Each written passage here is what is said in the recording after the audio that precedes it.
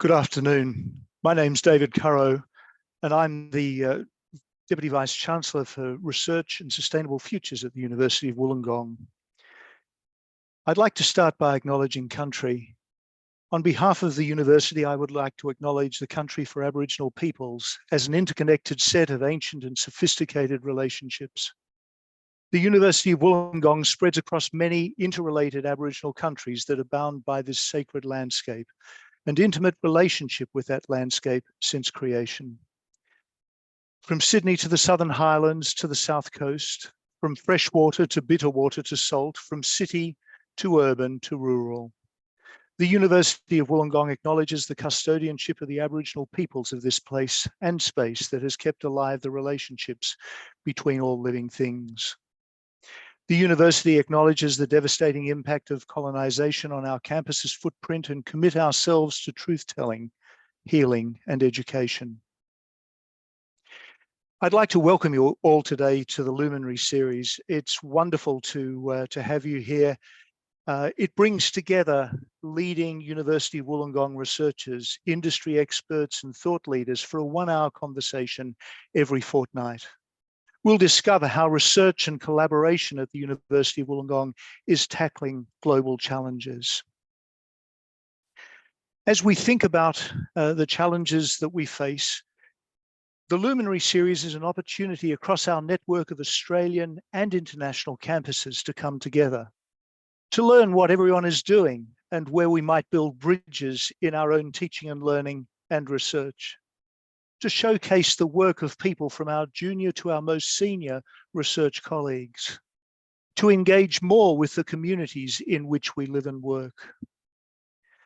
With health in every one of our faculties, we have a wonderfully wide array of people to share passionately the work that they are doing and how it is making a difference to our understanding and knowledge, to practice, to policy, and ultimately to outcomes.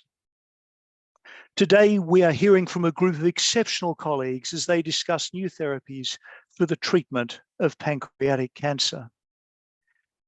Our challenge is quite simple. Pancreatic cancer is the 8th most common cancer in Australia and one with one of the lowest survival rates. Although in New South Wales, we deliver some of the best outcomes in the world, so much more needs to be done. So today, as we join researchers as they discuss development for novel treatment approaches for pancreatic cancer, it's really exciting that we may be turning the corner, that we may be moving beyond the therapies that have been the mainstay for the last several decades. Every day, University of Wollongong researchers learn more about how new treatments could treat pancreatic cancer more effectively. Today, we welcome leading researchers and early career researchers to discuss the development and include with that a very active clinician whose day-to-day work involves treating people with pancreatic cancer. It's my pleasure this afternoon to welcome Associate Professor Cara Vine-Perrow, who will introduce the panel today. Cara established the Targeted Cancer Therapeutics Research Laboratory based in the Illawarra Health and Medical Research Institute.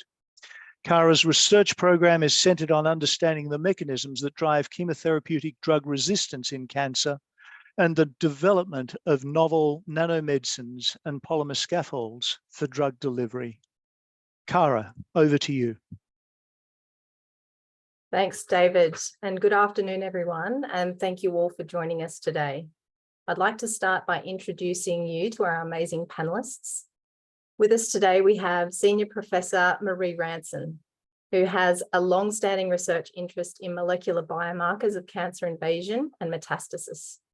In particular, she has made substantial contributions to the plasminogen activation system field in cancer, as well as in inflammatory diseases. And we'll hear a little bit more about that system later on when Ashna gives her presentation. We have with us today Dr. Gary Tincknell, who is a medical oncologist specializing in upper gastrointestinal cancers, including pancreatic cancers. He works at the Illawarra Shoalhaven Cancer Care Centres, and in his spare time, in addition to his clinical work, he's currently completing a PhD here at the University of Wollongong. We have Elahe Minaei, a second-year PhD student working in the Targeted Cancer Therapeutics lab with me. She completed her master's degree in immunology in 2014. And before commencing her PhD, she actually worked as a full-time research assistant for many years at the Illawarra Health and Medical Research Institute at UOW across a number of cancer-related projects. So she brings a wealth of knowledge. Finally, we have Ashna Kumar, who's a third-year PhD candidate at UOW. And her research involves better understanding the role of the urokinase plasminogen activation system in cancer. Now, today we're going to hear from both Ella and Ashna about how they're thinking outside the box and approaching treatment for advanced and inoperable pancreatic cancer.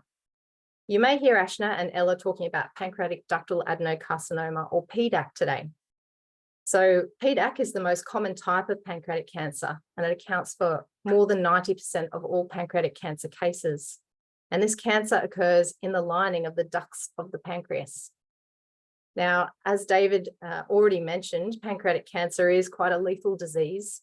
It's the 5th leading cause of cancer death in Australia, and it's projected to be the 2nd leading cause of worldwide cancer deaths by 2030. So you can see it's a significant and growing health problem. Pancreatic cancer patients have few treatment pathways, with surgical removal of the tumour remaining the only viable option. However, less than 20% of patients are candidates for surgery because of the advanced stage of the disease at the time of diagnosis. Because of this, we need to explore new and more efficacious treatment approaches for this population of patients in order to improve their survival outcomes. So with that, I'm going to hand over to Elahe, and I encourage members of the audience to submit questions using the Q&A function. Elahe is going to talk to us about her innovative approach to treating inoperable pancreatic cancer using a combination of immunotherapy and chemotherapy. Thanks, Elahe. So hello, everyone. I hope everyone is seeing my screen at the moment. So I just want to start my presentation by saying a huge thank you for the opportunity to present some of the exciting research that's happening in our lab.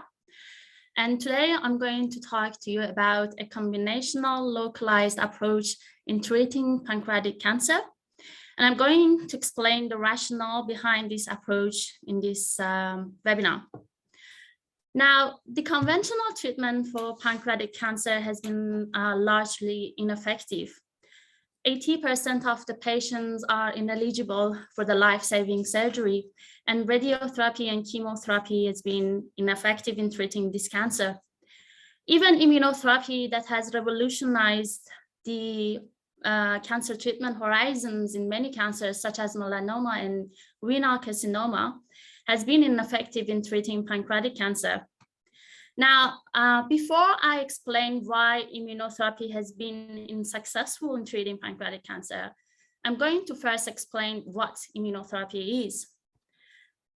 So if we think of immune system as a military force, immune system is often unable to distinguish between the body's true citizens and cancer cells, because cancer cells arise from body's normal cells. And even if they do recognize them, they are often not trained enough to kind of eliminate those, or they can't, and they often get outnumbered by cancer cells. So what immunotherapy does, it acts as a secret agent that can distinguish those cheeky tumor cells, and it can inform the immune system of their presence, and it can empower the immune system to kind of attack them and eliminate them. Now, by that in mind, I tell you how immunotherapy works in general. So as you can see here, in a hot tumor microenvironment, we have infiltrating immune cells in the microenvironment. So these are the fighting cancer cells. They often start expressing these inhibitory receptors on themselves. And one of these inhibitory receptors are PD-1, and if they attach to their ligand, it sends inhibitory signals that tell them to stop fighting cancer. There's no point and give up. However, what immunotherapy does, it can block these inhibitory signals and tell the immune cells to keep fighting. So this is perfectly fine in a hot tumor microenvironment, as you can see in the right side of the picture. Now, in a cold tumor microenvironment, such as PDAC, we don't have any fighting immune cells to help with these anti-PD-1 immunotherapy, and all we have are these suppressor immune cells. So immunotherapy should aim at building an army first. How do we do that? We use combinational therapies. Now, chemotherapy can, when chemotherapy kills cancer cells, it releases danger signals that can attack immune cells to the crime scene. And that's great, perfect. However, these signals is not strong enough to elicit a strong immune response. So we use this co-stimulatory molecules, and by we, I mean scientists, to actually empower those response. And that's when the immunotherapy can also be useful. So we're lucky to have collaborators and clinicians such as Gary that is present here on board, because they help us to evaluate the effect of chemotherapy in the context of pancreatic cancer. So we did this experiment that we received samples from pancreatic cancer patients who received chemotherapy prior to pancreatic resection, and patients who did not receive any treatment and were treatment naive. Then we extracted genetic materials from these patients, and we did immune gene expression analysis on these patients to explore the effect of chemotherapy. And what we found out was very interesting.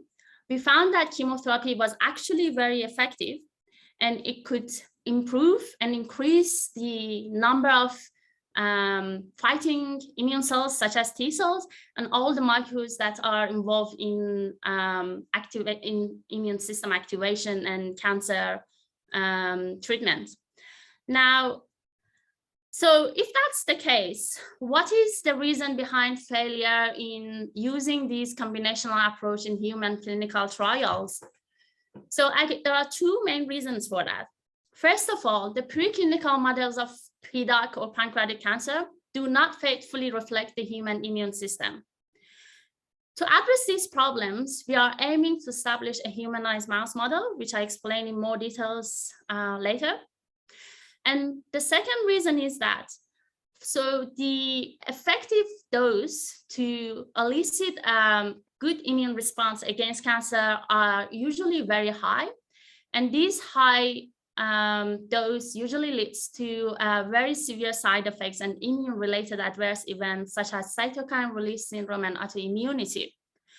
So to tackle this problem, our group has developed this amazing implantable device that is biocompatible. And by biocompatible, I mean that it's been evaluated in different non-human animal models, such as mouse and pig, and it's been perfectly safe and non-toxic.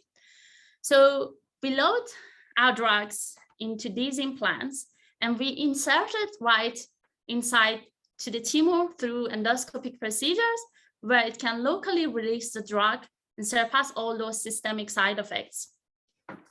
With that background in mind, I'm going to talk about my project, where I load my immunotherapy drugs like co-stimulatory molecules and anti-PD-1 immunotherapy, that immune antibodies that I talked to you about, and chemo into these implants. And I put these implants right adjacent to the tumors, where they can locally release their content and recruit immune cells and eliminate cancer cells.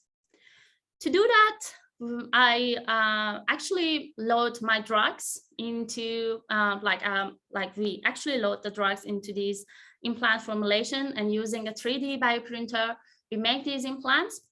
We order mice, we inject the mouse tumor cells, which are attached to bioluminescence enzyme that can release these bioluminescence signals, and it can be captured by a device and bioluminescence imaging, and it can show the growth of tumor over time. Now, once the tumor is developed, we then put the implant inside and treat these mice either locally with those implants, or we deliver those treatments, the equivalent treatments in a fractionated dose through a systemic route and systemic administration. So I'm going to walk you through these exciting results you see in this slide. On the top, you see our localized treatment group. In the middle, you see the systemic treatment group, and in the bottom, you see the control group, which only had the local, the empty implant with no treatment. So as you can see here, by time, we captured the bioluminescence signals on day 3, day 0, day 3, day 10, day 18, and day 22. And over time, you can see an increase in those signals and tumor growth to quite a large extent in the systemic treatment and control. However, we can see our localized treatment has contained the growth of tumor in a great deal. And not only that, the other exciting thing we found out was that our treatments could actually prevent metastasis. So metastasis is the outbreak of the tumor cells into the other parts of the body. So we saw in the systemic treatment group and the control group, some mice developed metastases in their abdominal area, which we can also see in actual the advanced human metastatic pancreatic cancer. But in our localized treatment group, none of the mice developed the metastases. Now, Ashna is going to talk to you more about metastasis, pancreatic cancer metastasis, and how to prevent that. But we were also excited to see that our drug could not only prevent and affect the primary tumor, but it can also contain the metastases. So, which was very interesting. We actually quantified our data as well. Here on the y-axis, you can see the radiance and the bioluminescence intensity. And in the x-axis, you can see different time points in days. At the middle, there are the mice in the localized treatment group in blue. On the left, you see the systemic treatment group, and on the right, you see mice in the control group. And as you can see here, from day 10 on, you can see a significant difference between different cohorts, and you can see how the localized treatment reduced the growth of the tumor significantly compared to the other treatment groups, which was very interesting. Now, all I presented to you so far, we've done in the mouse models. So it's great, it's fantastic. But for us to be able to translate our findings to human models, we should be able to make sure that this can be equivalently good and efficient in a human model. So what we're aiming to do next is to bring these genetically modified mice who don't have any established immune system in them, and we inject either human immune cells or stem cells to them and let the human immune system to get established in them. And once it's established, we're going to use actual human tumor cells and human tumor tissues to establish the pancreatic cancer in them and try the human immunotherapy agents in them. So that helps us to evaluate the effect of our drug in a more faithful way. And that makes us hopefully make sure that our treatment might be equally as good in a humanized preclinical model. And hopefully we can go to phase 1 human clinical trial from here. Now, I want to end my presentation by thanking my amazing team, very brilliant, talented team, and all the funding partners who, without their help and their funds, we couldn't be where we are today. Thank you very much for your attention.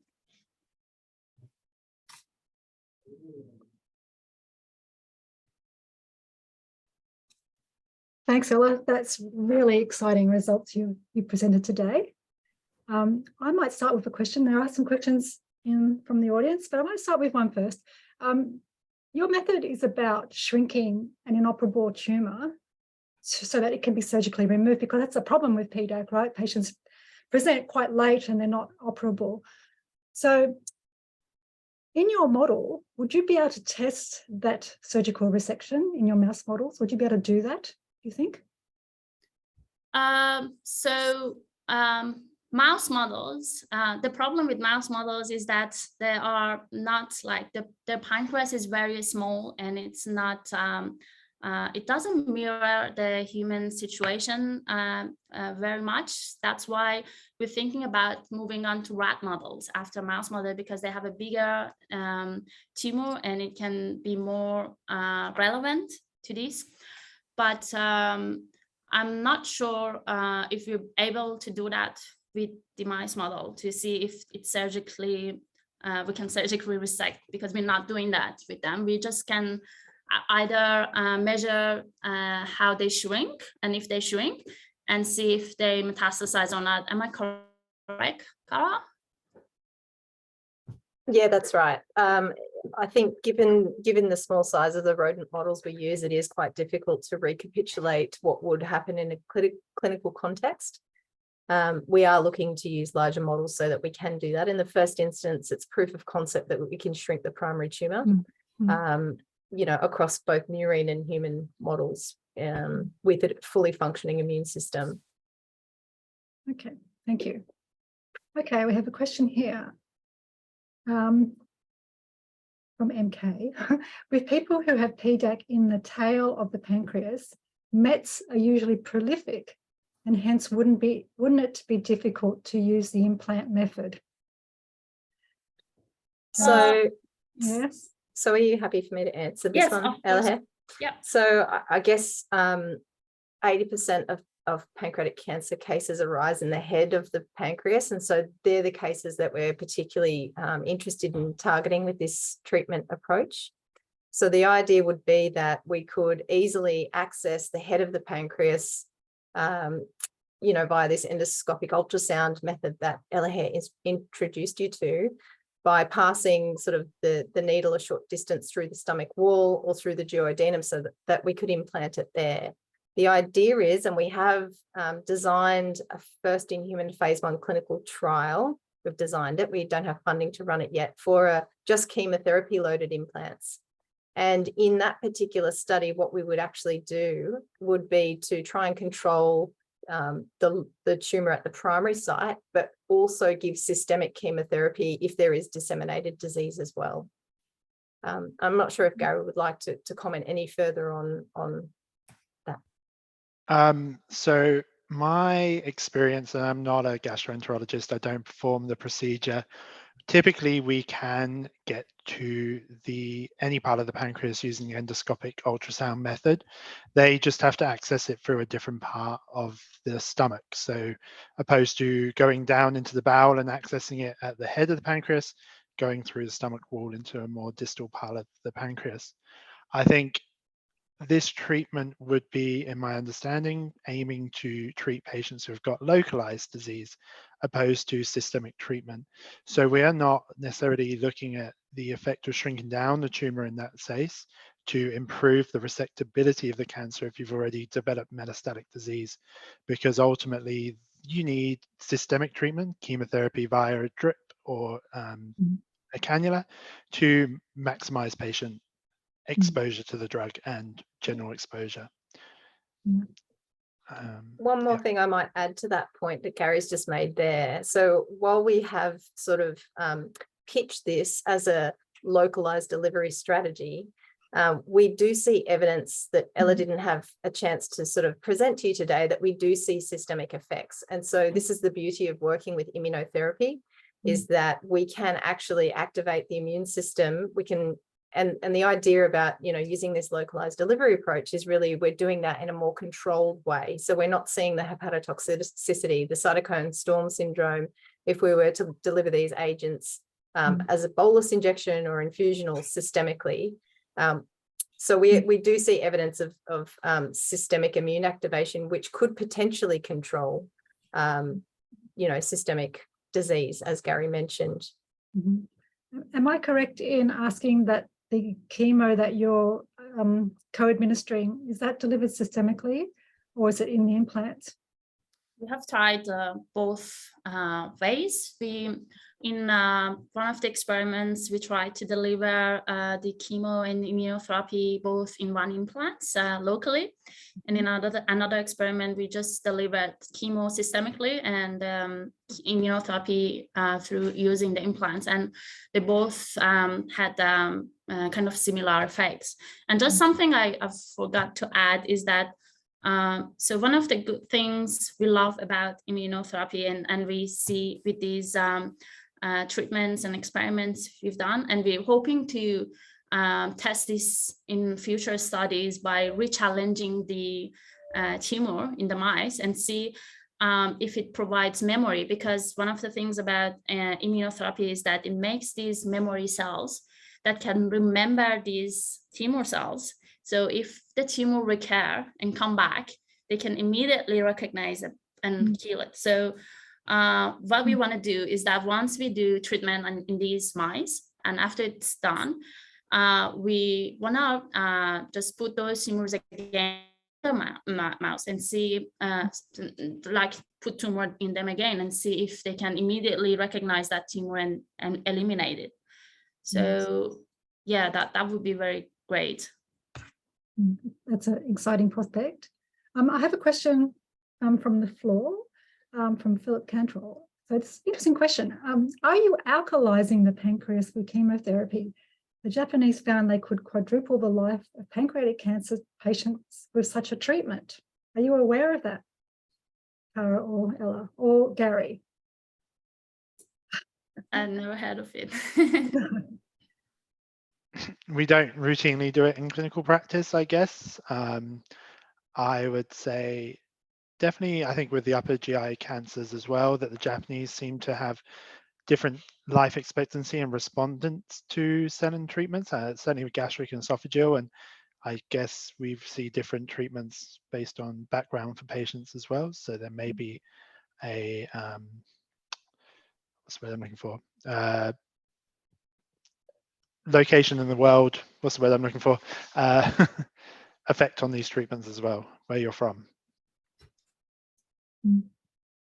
So Gary, I might ask you a question.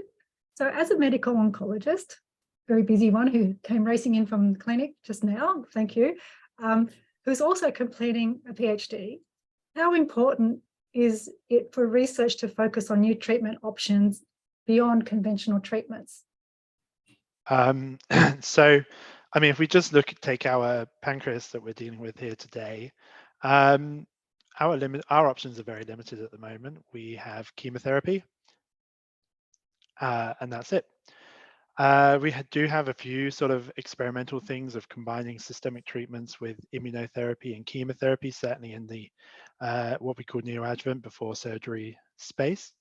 However, we don't know the outcomes of these yet, and I think especially with pancreas cancer where prognosis is so atrocious that we need new ways of treating this to improve the outcomes for our patients, not just from a from a survival outcome, but also from toxicity outcome. You know, can we deliver treatment locally, which is what we're doing here, to improve that patient's outcomes without giving them all the side effects of chemotherapy that come with it: nausea, vomiting, hair loss, risk of infections, liver failure, things like that can happen with chemotherapy.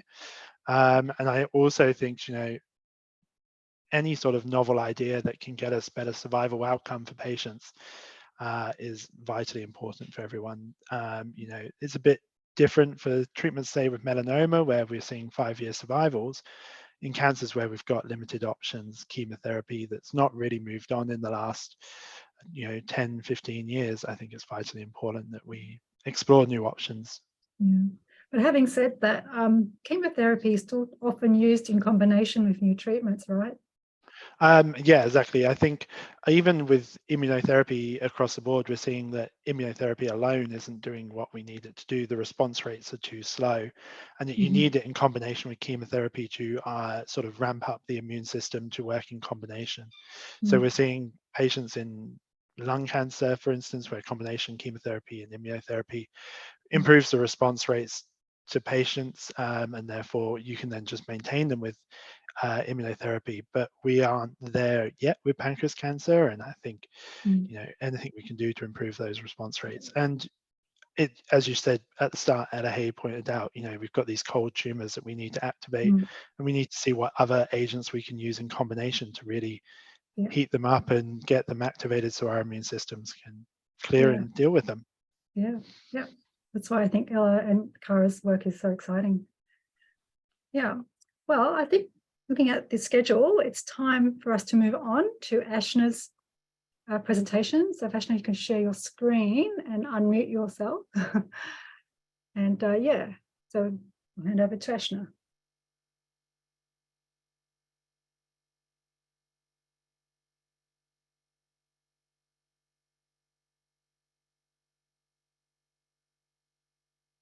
I'm just sharing that.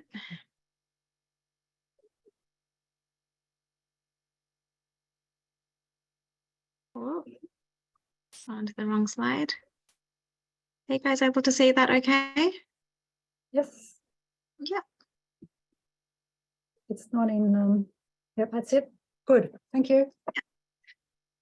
Thank you. And also just firstly, just wanted to thank the organisers and my supervisors for including me in this initiative and allowing me this opportunity to share my research, which is focused on targeting metastasis in pancreatic cancer.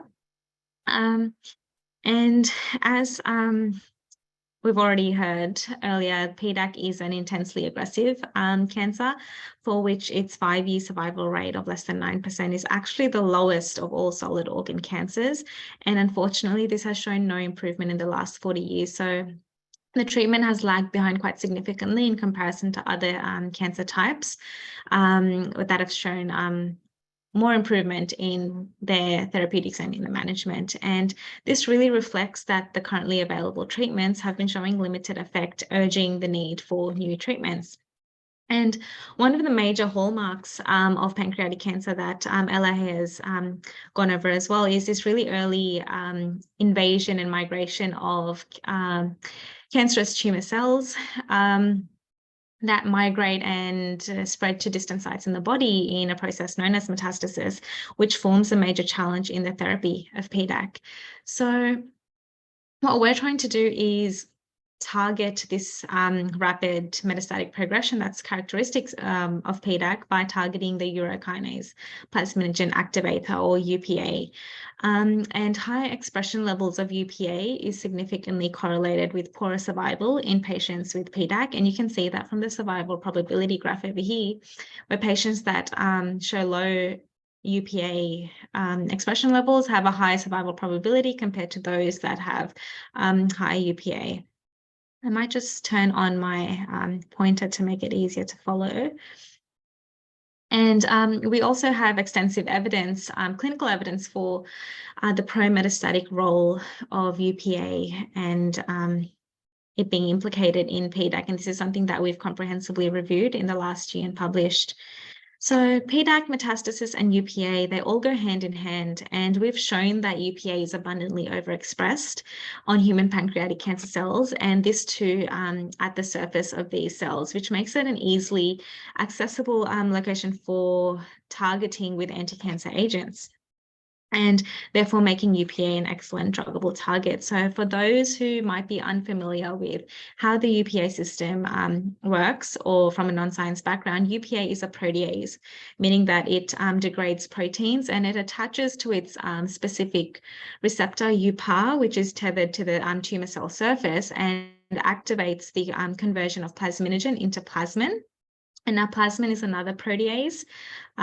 So it is responsible for really driving the breakdown of tissue barriers, or what we know as the extracellular matrix. And it does this both directly and by activating a whole bunch of other proteolytic pathways that drive this breakdown. And this breakdown of these tissue barriers creates this really leaky environment that allows tumor cells to escape from their local environment and go into blood vessels or vasculature to migrate into distant sites. So what we're trying to do is effectively block the active site of UPA to hopefully block this, this step in the process here to limit the breakdown of these tissue barriers and to effectively limit metastasis.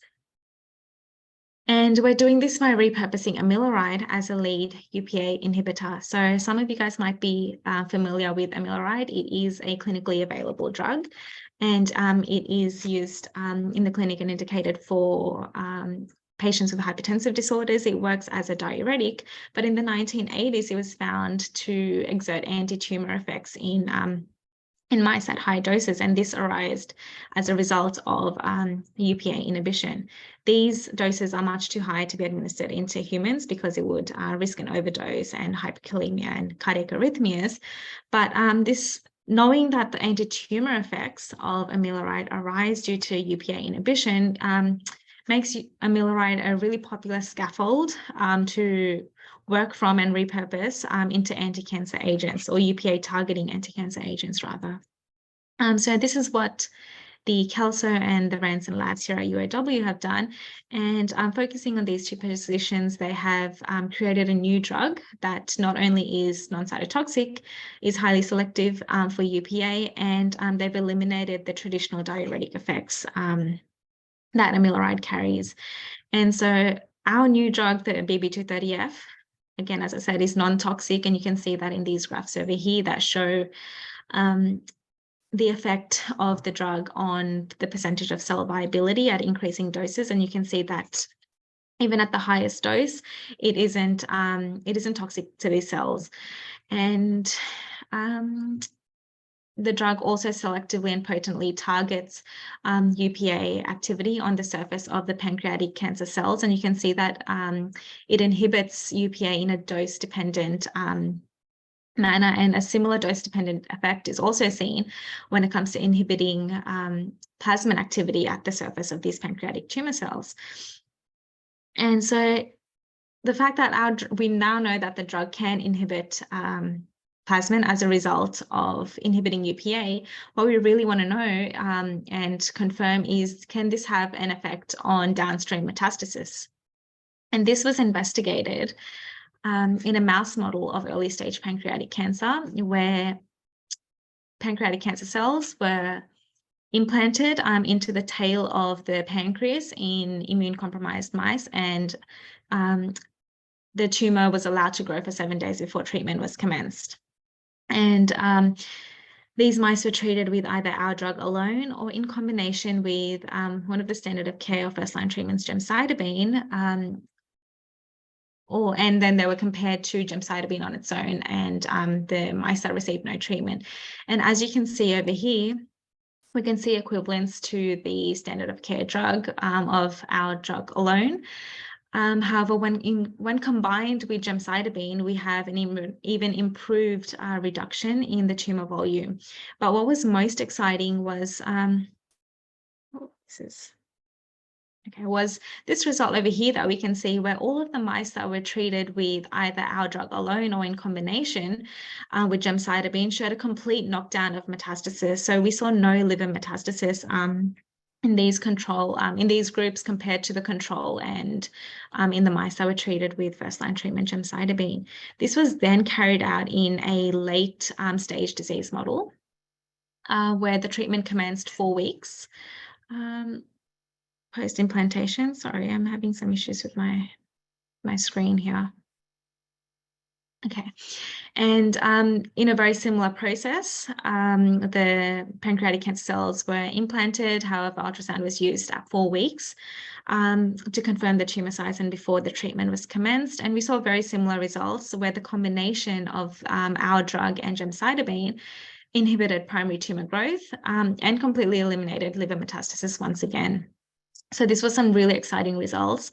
And the next step we wanted to carry out was to use this technique called MALDI MSI, which is abbreviated because its full form is a bit of a mouthful. And we wanted to look at this onto tumor tissue sections. And this is basically just to confirm whether the drug is reaching the tumor and where is the drug being distributed in the tissue, as well as is the drug being localized to the drug target or UPA. And it's a bit of a lengthy process, but we receive the frozen tumor tissue from our collaborators, which we then embed and we slice. And we apply a matrix which allows for the detection of the molecule, and we can correlate this to the mass to charge ratio of the molecule. So as you can see over here, this is the signal that is consistent with our drug. And in this overlaid image over here, you can see the control tissue, tumor tissue, so from a mouse that has not received any treatment, and those and 2 sections from mice having received treatment.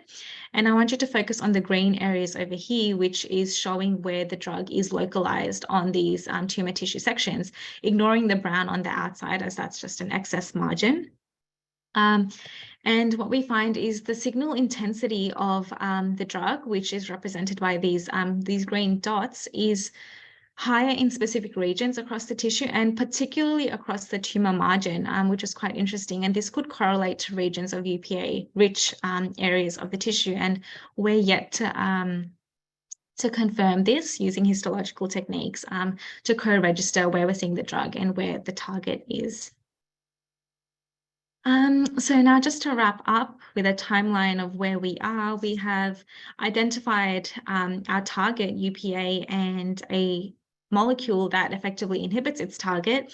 And we're currently in the preclinical phase where we're really rigorously evaluating the drug mechanism of action, where an assessment of the pharmacokinetic properties has been done both here at UOW and in collaboration with Monash University. And we're currently working through in vitro trials, so really understanding what's going on and how the drug is inhibiting the processes involved in metastasis at the cellular level, and the in vivo trials that were done in collaboration with UNSW and the Ingham Institute. And lastly, just wanted to acknowledge everyone, all of our collaborators that have helped us to get this far in this process.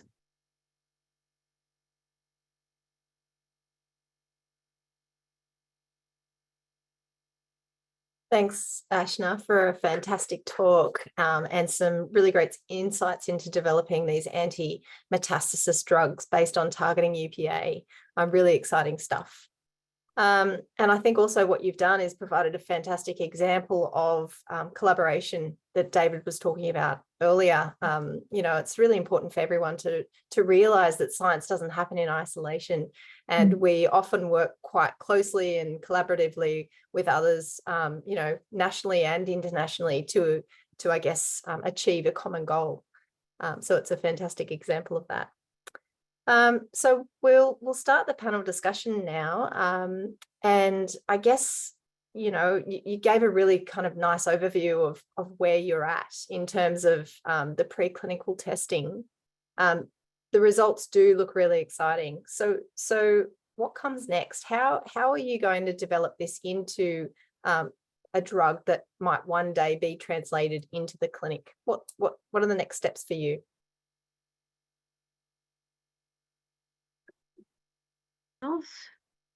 So at this stage, I mean, we've got some really exciting in vitro data, so at the cellular level as well as in vivo data here. Unfortunately, our pharmacokinetic data or bioavailability data that we've seen hasn't been, I wouldn't say that it's bad, but it hasn't been something that we can use to progress it into a clinical trial stage. But the drug is showing it's potent, it potently inhibits its target, it's selective as well. And so it would be really interesting to see what other methods or formulations we can use with the drug to really advance it to the next stage.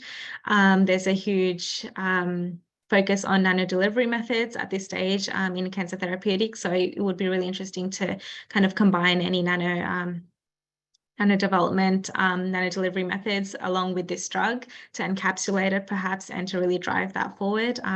But we're in an exciting place, and at this stage, like, we really want to nail down on what the mechanism of action is and to confirm that. How about using our implants? How about using implants? Yeah, Currow and I have been talking. We've been talking. I just wanted to add to that too, and I slightly lost my train of thought just then. Oh yes, so yeah, we need to optimize it for human use. This is a proof of concept molecule. It works really well, but it's not got the best properties for human use. And one of the things we'd like to do is make it into a pill form, which means tweaking the molecule so it can be used that way. So it needs development before we can get to clinical trials. Yeah. And Gary might be able to talk to, I guess, what that means for treatment in terms of, changing or formulating a drug so that it's orally bioavailable versus giving bolus doses or infusions in the clinic. Can you comment on that, Gary?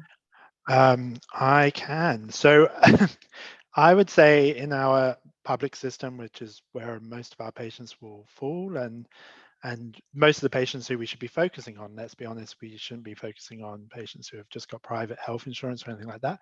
Our wait list is incredibly long. A lot of treatments that have been developed, such as immunotherapies and maintenance treatments, that have gone on for several years now. So you go from 5-10 years ago, when immunotherapy, say, wasn't around, we would have a fair amount of space in our chemotherapy suites. Patients would have a limited course, 6 cycles of chemo, because toxicities would be building up. But now we're going on to treatments that last 2 years, and these patients have to come in and out. That's a toxicity burden on finances. It's a toxicity burden on our bed space. We have a certain number of beds. We've not been able to expand. We haven't got space to expand. We haven't got the nursing staff to necessarily administer such drugs. So anything that can be done, which is localized, can keep people away from hospitals, tablets, injections, depots, which are slow release, reduce that amount of toxicity to both patients and to our healthcare system. Thanks, Gary. So significant benefit all around. We've got a question here from Vineet Kerr, and maybe Ashna, you can answer this one. Does BB230F or can it be used for other cancer types, or is it just limited to pancreatic cancer? So thanks for your question. BB230F is a UPA inhibitor, and its target UPA is overexpressed not just in pancreatic cancer, but in a number of different cancer types. And there's a lot of clinical evidence that supports this in multiple cancers. In fact, it is one of the strongest biomarkers or prognostic markers in breast cancer as well. So I would say, as a UPA inhibitor, it would be really interesting to see and apply it in other cancer types. And we've actually done some preliminary analysis on this as well, looking at the inhibition of UPA activity on the surface of breast cancer cells as well. And it does effectively inhibit that the UPA activity there as well. So it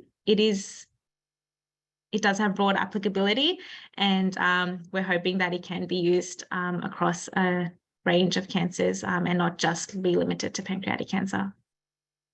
Excellent. So I guess while we're on the topic of drugs that inhibit UPA, are there any currently approved drugs or its downstream effectors, and how effective have these drugs been in clinical trials? Do you know? So there hasn't been any UPA inhibitors that have been approved in the clinic for human use, but there has been one drug, mesupron, which is a UPA inhibitor that has successfully completed phase 1 and phase 2 clinical trials. So it is effective. It's gone a long way, although it hasn't gone further than the phase 2 clinical trials, because it has broad selectivity to against other proteases involved in the same family of UPA. That's something that our drug has advantages over. Our drug is a lot more selective for UPA compared to this drug that has gone to that stage. But we're hoping this really restarts that conversation of looking into UPA targeting inhibitors and propelling that further. Thanks, Ashna. So maybe one for Marie. As someone who's sort of worked on the urokinase plasminogen activation system for some time. I guess I was hoping that you might be able to comment on some of the challenges that are involved in developing these UPA targeted drugs, including issues related to drug delivery and toxicity. Maybe Ashna's already sort of hit on those, but we've known about the UPA system for a long time. There's so much clinical evidence to support it as a good target. Why aren't we seeing drugs translated? Yeah, that's a great question, Cara. Part of the problem has been to ensure that the drug is totally selective to UPA. And as Ashna mentioned, it belongs to a family of serine proteases. One of them that's really important is TPA, the blood clot busting enzyme. And so you don't want to muck around with that particular target. So there's been not too many drugs that have been developed that are really selected only for UPA. And that's part of the problem. So that would enhance toxicity issues. And there's also been just problems with the drug themselves and having good drug-like properties, like I was talking about before, and being able to progress them to patients that people that they are optimized for human use or made into pills that make it easier to administer, or you don't have to inject every day, and it's cleared from the system really quickly, and you have to give large doses. So there's been problems around the drug composition themselves and the fact that they haven't been that selective to date. And also I think it's with the models that people have used in the past. People have just traditionally used the primary tumor model, the growth of the primary tumor. But what we think we know we're targeting, is the metastatic process. And that's hard to model in an animal system. And that's where our colleagues, Minody Apte, have really pioneered this metastasis model from the pancreas, where we can measure that process really well and inhibit it and say, yeah, we're definitely inhibiting metastasis, not just attacking the primary tumor. So a whole range of things, I think. And as Ashna really nicely said, I think our data, our findings should really reignite the urokinase inhibitor world. And I know I can see it has been increasing, the interest back into this. Yeah. And I think too, this project is a really nice example of when you bring in people with different expertise. So you have this multidisciplinary team, you can tackle all the aspects quite nicely. So you were talking before, selectivity and some of the medicinal chemistry aspects were potentially lacking in the past. You bring together experts in the system, medicinal chemists, your clinicians, your cell biologists, and you can quite quickly start to overcome those obstacles because you have all of the expertise there at the ready. And I think that's a really nice example. Yeah. There is a plethora of UPA inhibitors out there, but all designed by chemists, and then they just do very, very simple assays and don't really take it any further. It is that interaction between different disciplines that really is important to make things move forward. Yeah. Yep. So we might sort of open the discussion up a little bit now, both to Ella and Gary as well. I was thinking, Gary, wonder if you can comment on some of the clinical trials that you've been seeing in the pancreatic cancer space, and what's exciting you there? What's coming through that's looking promising? So I've already mentioned our combination chemotherapy immunotherapy. This is in the localized space, still early clinical phase trials. Fortunate enough to actually be led by some of our local clinicians, Professor Lorraine Chantrell from both the university and at the hospital here, who's the principal investigator on that one. So I think that's really exciting. The few patients we've seen there, we've been able to downstage the cancer from what we see on imaging to what we're removing at time of surgery. However, most of the other things that we're seeing are chemotherapies combined with some sort of novel molecule to try and work on a various different stream to limit their spread or activity downstream. And most of these, unfortunately, are still in early phase trials. So, phase 1, phase 2 trials, where we're really looking at patient safety toxicity profile opposed to their efficacy, and they're not making it far enough to be in the big clinical trials, phase 3 trials that we're seeing. So this really is trying to translate between the lab and real life use, which is the big thing, and hence what you've already talked about, getting all the colleagues on board and specialists in these areas are going to hopefully improve things for us. So I guess, research in the pancreatic cancer space is a little bit behind other cancers like breast cancer, for example. We know that in breast cancer, there's sort of 10 different molecular subtypes, and we're actually starting to learn through some really nice genomic sequencing studies on patient samples that there may be subtypes that exist within pancreas cancer cases as well. How important do you think it is to, I guess, tailor treatment to those molecular subtypes? I think it's vitally important. If you want to make sure the patient's getting the right treatment, you need to know what's actually going down on a molecular or genomic level, as otherwise you're just throwing everything in the same basket and hoping for the same outcome, opposed to really targeting what that patient wants or needs, sorry. We do try our best. If you get through treatment, we will send you up for genomic profiling at St. Vincent's Hospital, and they'll try and match you with open clinical trials, which you might be able to target your cancer. But knowing up front what you've got, well, we could easily say, well, you'd benefit with chemo with this agent or immunotherapy in that agent before you have metastatic spread, or even trying to prevent metastases occurring if you've been fortunate enough to catch it early. And I guess too, it allows you potentially to repurpose drugs, right? So drugs that have been found to target the same receptor or the same pathway in other cancer types could potentially be used here. I think, Ashna, I think you mentioned earlier that you might have a slide about repurposing drugs, and I guess the opportunity it provides to fast track translation of those repurposed drugs into the clinic a lot faster than if we're dealing with a new drug and having to go through, the regulated steps to commercialization. Can you maybe comment on that?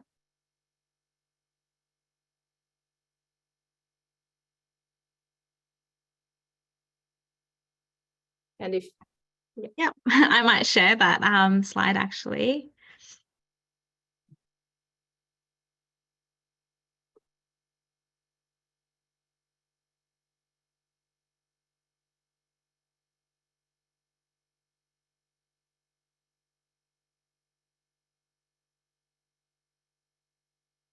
Yeah, so there's you can definitely fast track it compared to de novo drug discovery or starting from scratch and designing a molecule. If you already are aware or you have a drug that is indicated for a target and you know that it has an excellent safety profile, it's been used for decades, it's more likely that that drug will move forward to the market or through clinical trials, because you're not so worried about all of the adverse effects or clinical safety in comparison to drugs that you're starting or you're synthesizing from scratch, because you have a whole lot of other experiments and other investigations that you need to do in terms of their pharmacokinetic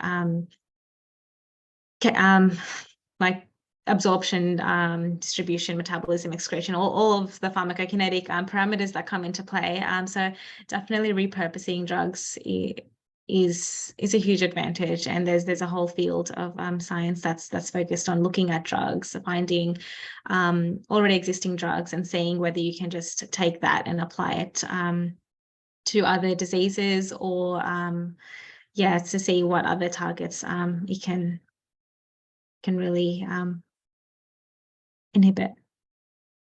Thanks, Ashna. Do we have any more questions? Any more questions from the audience at all? If not, we're close to time anyway. I might take this opportunity to give a big thank you to Elahe, Ashna, Gary and Marie today for joining us. And thank you to our audience. We really hope you enjoyed the discussion and the presentations today, and that it gave you just a little bit of an insight into the types of research that we are doing here at the University of Wollongong. This event was recorded, so everyone who registered will receive a link to the recording via email. And if you have any follow-up questions about the work that was presented, or something that you didn't get to ask today, then please feel free to reach out to us. You can find our contact details on the university website. With that, Thank you for hosting. No, thank you. Thanks again, everyone, and good evening. Good evening.